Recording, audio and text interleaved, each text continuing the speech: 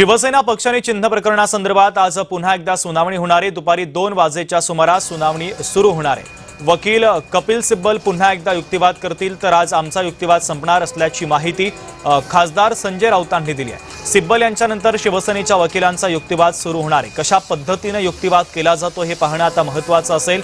तर फुटीर गटाला युक्तिवादासाठी 4 ते 5 दिवस मिळणार असल्याचं राऊतांनी म्हटलेलं आहे। तर ठाकरे गटाचे वकील कपिल सिब्बल सुप्रीम कोर्टामध्ये आतापर्यंत जोरकसपणे अनेक मुद्दे मांडत आलेत।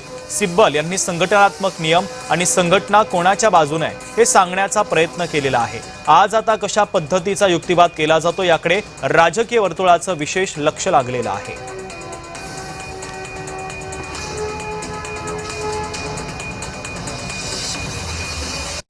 आज कपिल सिब्बल त्यानंतर अर्धा पाऊण तास देवदत्त कामत हे 2 वरिष्ठ आमचे जे वकील आहेत ते आज आमचा युक्तिवाद संपवतात आणि त्यानंतर समोरचे जे लोक आहेत फुटीर गट ते वेळ घेतील आणि त्यांचं साधारण 4 ते 5 दिवस त्यांच्यासाठी सुप्रीम कोर्ट देईल आणि मग क्लोज फॉर ऑर्डर राहील निर्णयासाठी आणि साधारण 1.5 महिन्याच्या दरम्यान 1-1.5 महिन्यात तेवढा वेळ लागतो।